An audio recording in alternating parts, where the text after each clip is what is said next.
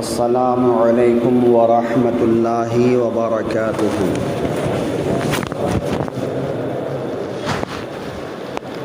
الحمد للہ الذی ابدع الافلاک والارضین، والصلاة على من كان نبيا وآدم بين الماء والطين، وعلى آله وأصحابه أجمعين، أما بعد، فأعوذ بالله من الشيطان الرجيم، بسم اللہ الرحمن الرحیم، الا ان اولیاء اللہ لا خوف علیہم ولا هم يحزنون، صدق اللہ المولانا العظیم، وصدق رسوله النبي الأمين المتين الكريم، ونحن على ذلك لمن الشاهدين والشاكرين، والحمد لله رب العالمين۔ حضرات، قرآن مجید و فرقان حمید کی جس آیت کریمہ کو تلاوت کر کے گفتگو کا عنوان قرار دیا ہے، اس کی روشنی میں کچھ دیر گفتگو کرنے سے قبل دو عالم کے مالک و مختار حضرت محمد مصطفیٰ صلی اللہ علیہ وآلہ وسلم کی بارگاہ میں انتہائی عقیدت و محبت کے ساتھ درود پاک کا نذرانہ پیش کریں۔ اللہم صلی علی سیدنا و مولانا محمد بارک وسلم۔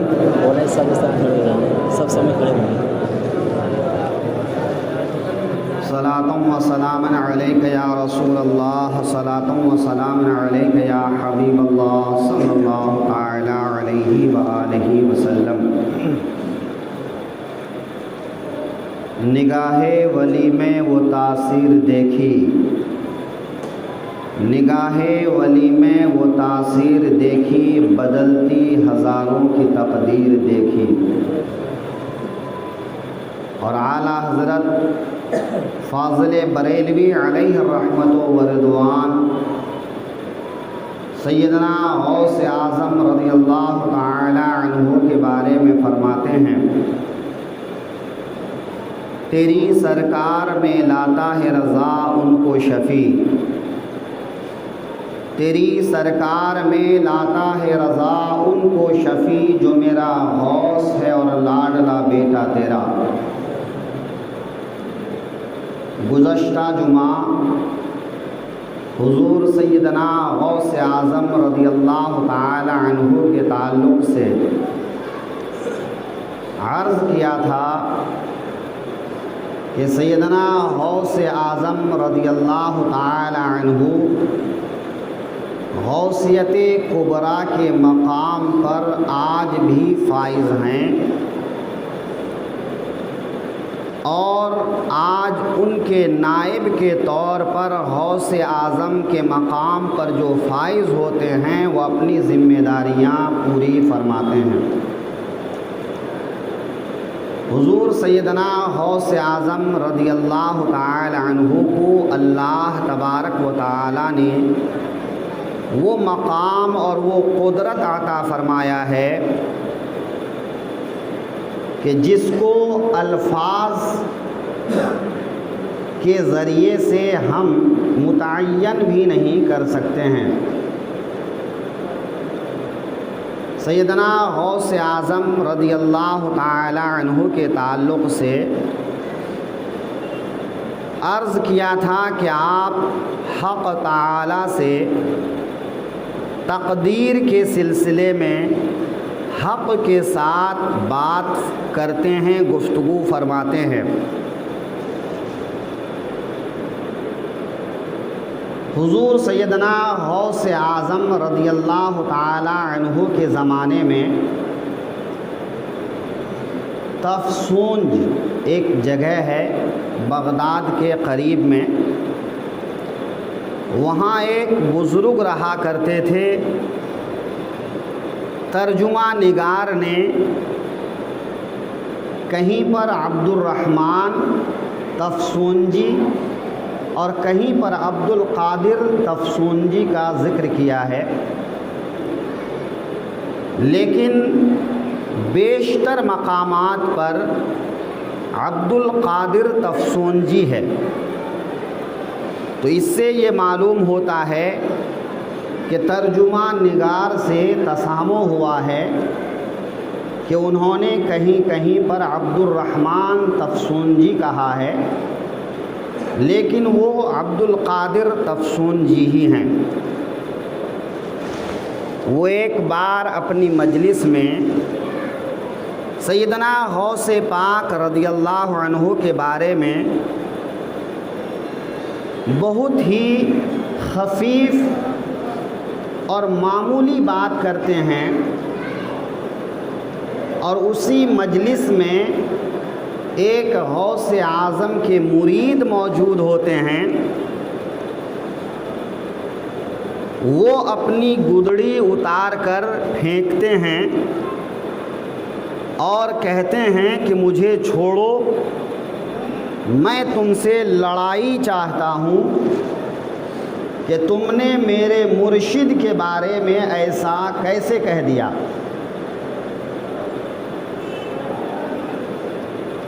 फिर वो अब्दुल कादिर तफसूंजी कहते हैं कि मैंने उनसे बहसो मुबाहिसा करने से माज़रत कर ली, क्योंकि जब मैंने देखा कि उसने अपनी गुदड़ी उतार कर फेंक दिया तो मैंने देखा कि उनका रुआ रुआ जिस्म के एक एक बाल अल्लाह तबारक व तआला के अनवारो तजल्लियात से मामूर है, कि जिस्म के अंदर एक रोंगटा भी नहीं जो अनवारे इलाही से रोशन न हो। तो मैंने पूछा तुम किसके मुरीद हो? तो उन्होंने जवाब दिया अब्दुल कादिर जीलानी बगदादी का मुरीद हूँ। उन्होंने इस बात को आगे नहीं बढ़ाया। कुछ मुरीदों को सैयदना अब्दुल कादिर की खिदमत में भेजा और इस पैगाम के साथ भेजा कि जाओ अब्दुल कादिर जीलानी से कहना कि मैं उनका ज़िक्र सिर्फ़ ज़मीन पर सुनता हूँ, आसमान पर उनका ज़िक्र नहीं सुनता। उनका चर्चा मैंने आसमान पर न सुना है, न उनको आसमान पर मैंने देखा है। वो मुरीदीन तफसून से रवाना हुए बगदाद की तरफ आने लगे तो बगदाद से सैयदना अब्दुल कादिर बगदादी रदियल्लाहु अन्हु ने अपने कुछ ख़ास मुरीदीन से फरमाया कि तुम लोग तफसून जाओ और रास्ते में कुछ मुसाफिर मिलेंगे, उन मुसाफिर से मेरा पैगाम पहुंचा देना और कहना कि हम तुम्हारे मुर्शिद के पास जाएंगे और उनको वहीं से लौटा कर उनके मुर्शिद के पास लेकर जाना।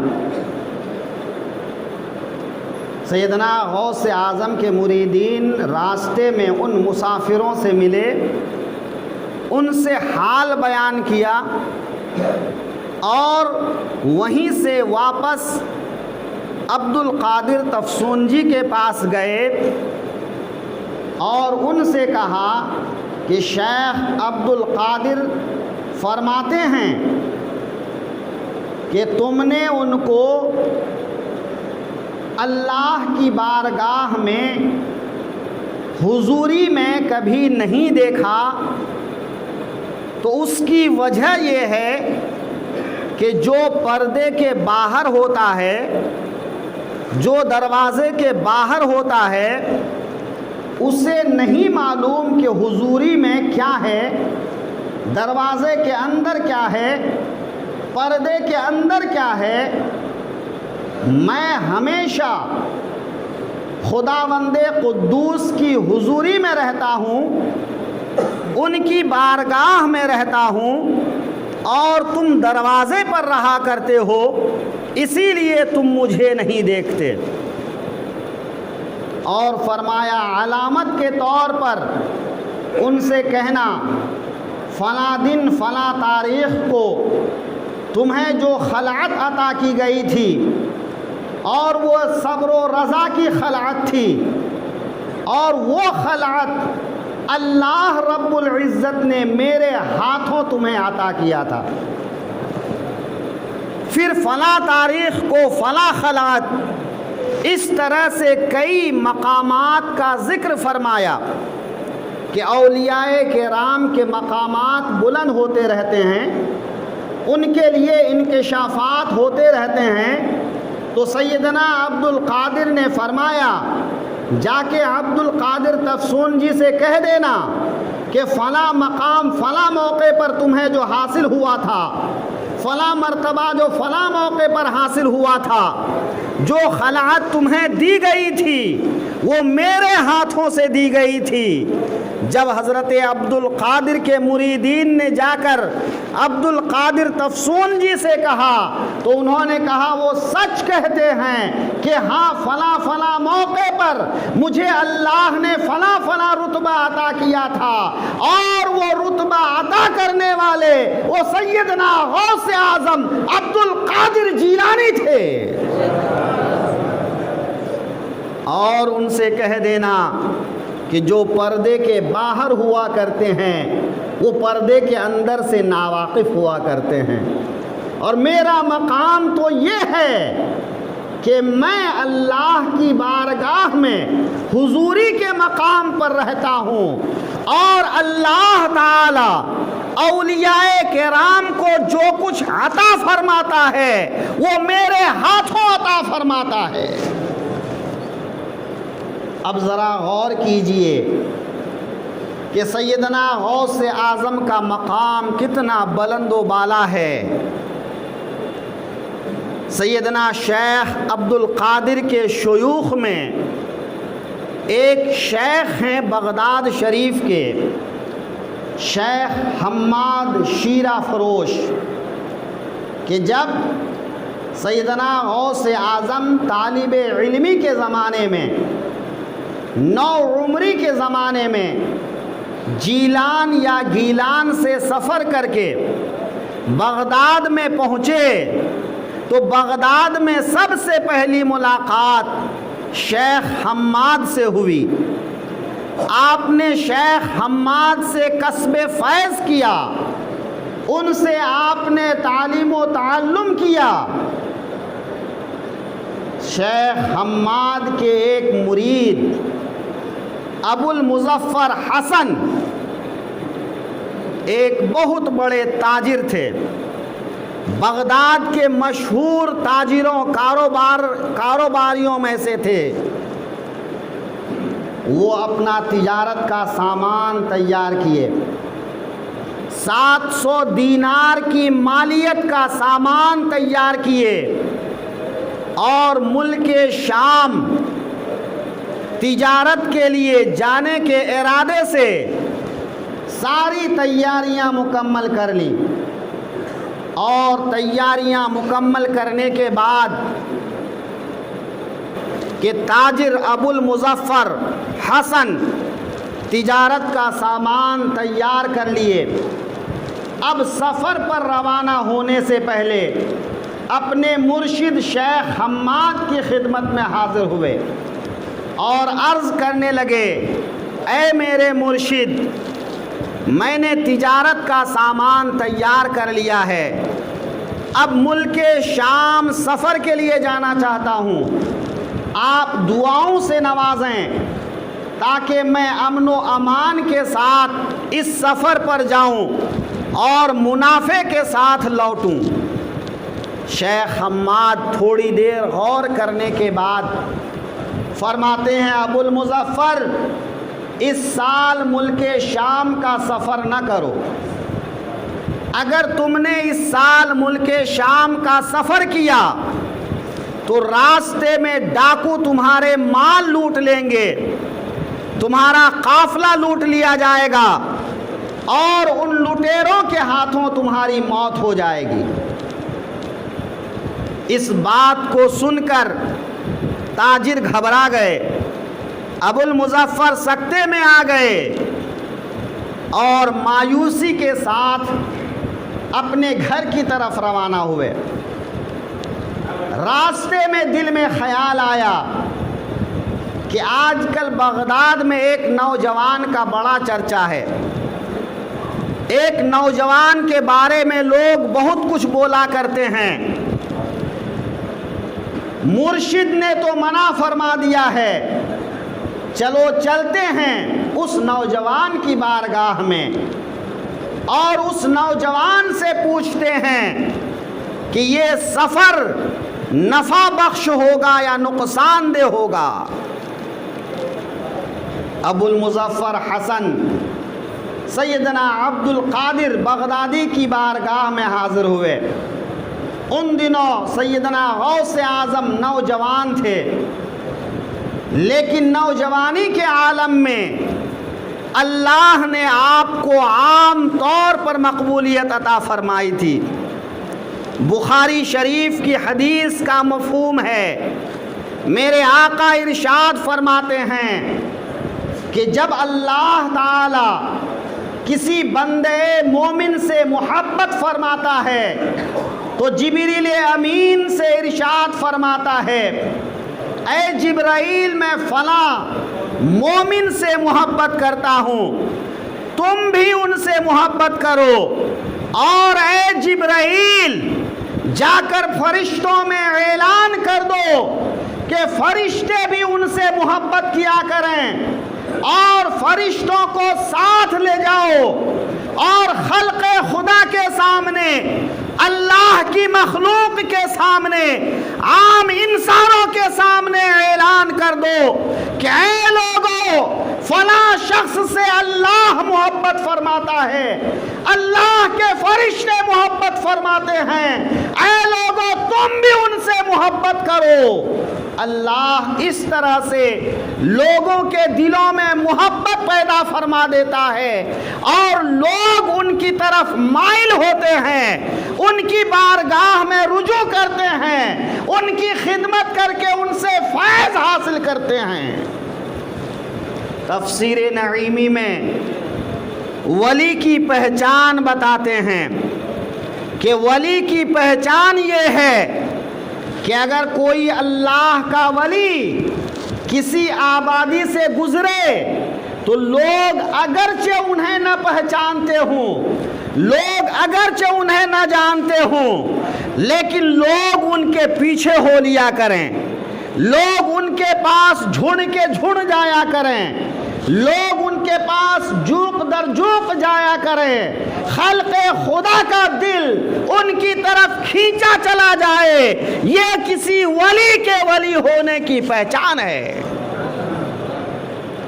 سیدنا غوث اعظم تو ولیوں کے سردار ہیں، صالحین کے سردار ہیں، تمام غوث و قطب کے سردار ہیں، رجال الغیب کے سردار ہیں۔ رجال الغیب اولیاء اللہ کی ایک ایسی جماعت ہے جو کسی کے دسترس میں نہیں ہیں، وہ براہ راست رسول اللہ کے ہاتھوں میرے آقا کے دست نبوت پر ہوتے ہیں، اور وہ پوری دنیا میں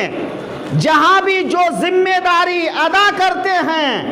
اس کی رپورٹ براہ راست رسول اللہ سے پیش کیا کرتے ہیں، میرے آقا کریم کی بارگاہ میں پیش کیا کرتے ہیں۔ کوئی ولی ان کو دیکھ نہیں پاتے،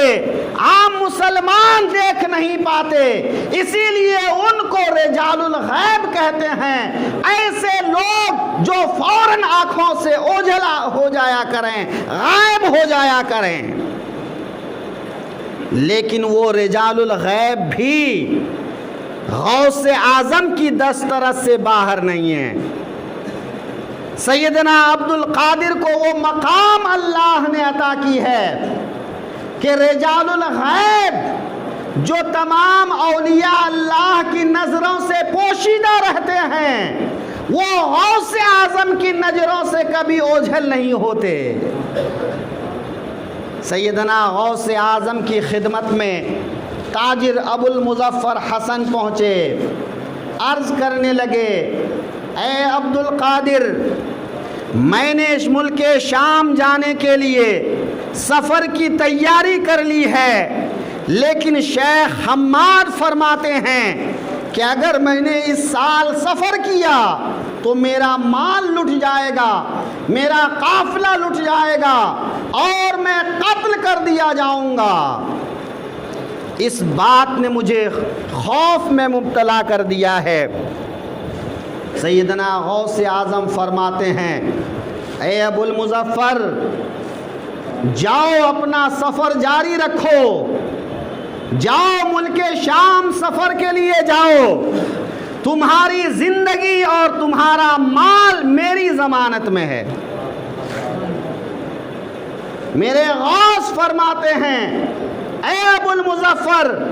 تمہارا مال بھی میری ضمانت میں ہے، تمہاری جان بھی میری ضمانت میں ہے، میں ضمانت لیتا ہوں، جاؤ ملک شام سفر کرو اور منافع کے ساتھ لوٹ آؤ۔ ابو المظفر سفر کے لیے روانہ ہوئے، ملک شام پہنچے،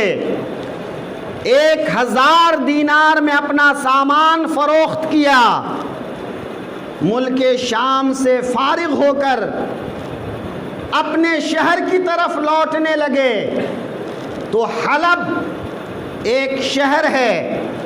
حلب کے ایک سرائے خانے میں قیام کیا۔ قیام کے دوران وہ جب حمام میں نہانے کے لیے گیا تو اپنی رقم کی تھیلی حمام کی طاق میں رکھ دیا، نہایا دھویا اور اپنے خوابگاہ میں آ گیا، رقم کی تھیلی وہیں طاق پر بھول گیا، اپنے سونے بیٹھنے کی جگہ پر سو گیا، رات کو خواب دیکھ رہا ہے کہ اس کے قافلے پر عرب ڈاکوؤں نے حملہ کر دیا ہے، اس حملے میں تمام ساتھی ہلاک ہو گئے، مال لوٹ لیا گیا اور اس کی گردن پر بھی ایک تلوار ماری گئی، اور اپنی گردن پر تلوار کے ضرب کی وجہ سے درد بھی محسوس کرنے لگا، اور جیسے ہی اس کی گردن پر تلوار ماری گئی وہ خواب سے بیدار ہوا اور اپنی گردن جب چھو کر دیکھا تو خون کا اثر اپنی گردن پر پایا، تلوار کی زد کا اثر بھی دیکھا اور تلوار کی ضرب کا درد بھی محسوس کیا۔ اچانک اسے یاد آیا کہ وہ اپنے مال کی تھیلی حمام کی طاق میں چھوڑ آیا ہے، جلدی جلدی حمام کی طاق میں گیا، وہاں سے اپنے مال کی تھیلی اٹھایا، دینار کی تھیلیاں اٹھایا اور پھر حلب سے بغداد پہنچا۔ جب وہ بغداد پہنچا تو دل میں خیال کرنے لگا، سوچنے لگا کہ پہلے اپنے مرشد کی بارگاہ میں جاؤں، جنہوں نے سفر پر جانے سے منع کیا تھا، یا اس نوجوان کی بارگاہ میں جاؤں جنہوں نے میری جان اور میرے مال کی ضمانت لی تھی۔ اتنے میں ایک بازار میں شیخ حماد مل گئے اور شیخ حماد نے فرمایا، اے ابو المظفر، جاؤ اور اس نوجوان کے پاس جاؤ، عبد القادر کے پاس جاؤ کہ انہوں نے تمہارے لیے 1-2 مرتبہ نہیں مرتبہ تمہارے لیے دعا کی ہے، 17 مرتبہ تمہارے لیے اللہ سے دعا کیا ہے، اور اس کی دعا سے اللہ نے تمہاری بیداری کے حالت میں جو واقعہ پیش آنا تھا، تمہارا قافلہ لٹنا تھا، تمہارا مال ضائع ہونا تھا، تمہاری جان جانی تھی، اللہ نے عبد القادر کی دعا سے بیداری کے واقعے کو خواب میں بدل دیا اور تمہارے مال اور جان کی حفاظت فرما لیا۔ اب ذرا غور کریں، ہمارے غوث کا مقام کتنا بلند ہے کہ ہمارے غوث دعا فرما دیں تو لٹنے سے مال محفوظ ہو جائے، دعا فرما دیں تو موت زندگی میں بدل جائے، بیداری کا واقعہ خواب میں بدل دیا جائے۔ اسی لیے میں اپنے احباب کو مشورہ دیا کرتا ہوں کہ اگر آپ کبھی کسی بات سے پریشان ہوں، آپ کو اندیشہ ہو کہ کہیں مجھے یہ تکلیف نہ پہنچے، تو غوث اعظم کو وسیلہ بنا کر رب تعالیٰ کی بارگاہ میں دعا کیجئے کہ پروردگار عالم، یہ مصیبت اگر مجھ پر آنے والی ہے تو غوث اعظم کے صدقے میں میری زندگی کی مصیبت کو، بیداری کی مصیبت کو، واقعے کی مصیبت کو میرے خواب میں بدل دے اور مجھے اس مصیبت سے نجات عطا فرما دے۔ انشاءاللہ مصیبت ٹل جائے گی اور آپ اس اندیشے مصیبت سے محفوظ رہ جائیں گے۔ شیخ حماد نے فرمایا جاؤ عبد القادر کے پاس جاؤ۔ ابو المظفر حسن غوث پاک کی بارگاہ میں حاضر ہوئے تو میرے غوث نے مسکرا کر فرمایا ابو المظفر، شیخ حماد نے فرمایا کہ میں نے تمہارے لیے 17 مرتبہ دعا کیا ہے۔ یہاں پر ایک بات عرض کرتا چلوں کہ ابھی ابو المظفر نے شیخ حماد کی ملاقات کا ذکر نہیں کیا ہے، اس نے کوئی بات نہیں کہا ہے کہ میرے غوث فرماتے ہیں کہ شیخ حماد سے تمہاری ملاقات ہوئی اور انہوں نے تم سے کہا کہ میں نے تمہارے لیے 17 مرتبہ دعا کی ہے، تو بنا بتائے کسی بات کا معلوم ہو جانا، ایسی بات جس کو نہ کان سے سنا ہو نہ اس کو آنکھوں سے دیکھا ہو، اسی کو تو غیب کہتے ہیں، اسی کو غیب کہتے ہیں۔ تو جب غوث اعظم کے غیب کا یہ حال ہے کہ غوث اعظم غیب کی بات بتا دیں، تو غوث اعظم کے نانا جان میرے مصطفیٰ کہ غیب کا عالم کیا ہوگا۔ اسی لیے تو اعلیٰ حضرت فرماتے ہیں اور کوئی غیب کیا تم سے نہا ہو بھلا، جب نہ خدا ہی چھپا تم پہ کرو درود۔ مصطفیٰ جان رحمت کہ غیب کو کون سمجھ سکتا ہے؟ میرے آقا کو غیب حاصل ہے، جس غیب کے بارے میں اعلیٰ حضرت فرماتے ہیں کہ اللہ نے اپنے حبیب کو ما کانا و ما یکون کا علم عطا فرمایا ہے، یعنی جب سے دنیا بنی ہے اور جب تک رہے گی، حساب و کتاب ہونے تک، جنتیوں کے جنت میں جانے تک، جہنمیوں کے جہنم میں جانے تک، سب کچھ میرے آقا کو معلوم ہے، اور یہی علم غیب ہے۔ سیدنا غوث اعظم فرماتے ہیں ابو المظفر، شیخ حماد نے فرمایا کہ میں نے تمہارے لیے 17 مرتبہ دعا کی، لیکن 17 نہیں، 17 در 17، یہاں تک کہ میں نے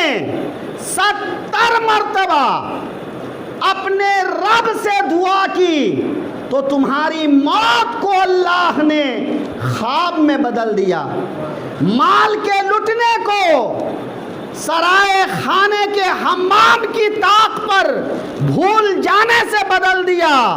اس طرح اللہ نے تمہاری جان واپس کر دی اور تمہارا مال واپس کر دیا۔ اب غور کیجئے کیا مقام ہے غوث اعظم کا۔ میرے آقا نبی کریم صلی اللہ علیہ وسلم کے اس شہزادے نے وہ مقام حاصل کیا ہے کہ جس مقام کو آج تک کوئی نہیں پہنچے۔ جو حضرات مستثنا ہیں ان حضرات کو مستثنا رکھا جائے، ان کا مقام الگ ہے۔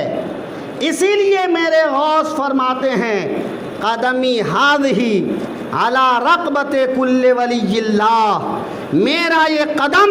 تمام اولیاء اللہ کی گردنوں پر ہے۔ میرے غوث فرماتے ہیں کہ میرے مرید اور میرے مرید کے مرید 7 پشتوں تک میرے امان اور میری حفاظت میں ہیں۔ جو میرا مرید ہے وہ توبہ کیے بنا اس دنیا سے نہیں جائے گا، اور جب وہ تائب ہو کر مرے گا تو اللہ اسے بخش دے گا کہ میرے محبوب فرماتے ہیں التائب من الذنب الذی کمن لا ذنب لہ، کہ گناہوں سے توبہ کرنے والا ایسا ہو جاتا ہے جیسا کہ اس نے کوئی گناہ کیا ہی نہیں ہے۔